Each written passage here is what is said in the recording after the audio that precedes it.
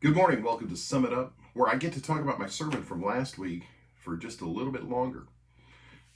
We're in the sermon series, Growing in Christ. It's more than just the beginning, where we're talking about what Peter says in 2 Peter, the first chapter, verses 3 through 15, to where he tells us that we have everything we need for a godly life. Do you get that? We have everything we need. That means you're not lacking anything. That means nothing is missing. You have everything you need for a godly life. Wow, everything we need. Peter challenges us to add to our faith goodness, virtue, moral energy, acting out the Christian life. And then he challenges us to add to that knowledge. Now, interesting, I said add to that. The word add here gives us the idea of a choir coming together, dancing around, holding hands. It's as if all of these characteristics form one grouping, not that it's from one thing to another, to another, to another. It's not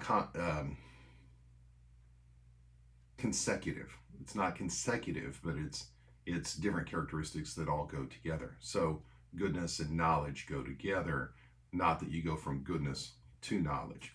And that's important to remember that we're growing in more ways than just one, and it's not just a sequence of characteristics we pick up. Knowledge. It's not enough to just have faith. It's not enough to just live a good life. We also need to increase in knowledge. Peter makes a point at the beginning of his epistle that we have all of this that we need for the godly life because of the knowledge we have of him. Knowledge is very important as a Christian. It's not that it's only for scholars. It's just that information, like my wife says, is power. Information lets us make decisions. It helps us know how to respond, react, behave. Knowledge. So how are you growing in your knowledge? Spiritual knowledge. Part of my challenge was to ask yourself on a scale of 1 to 10 where you would grade yourself on your spiritual knowledge. The truth is, in the 21st century, there are more ways to gain spiritual knowledge than ever before. You can watch YouTube. You can watch our services online. You can go to a Bible class. You can go to a Bible class on the other side of the world online.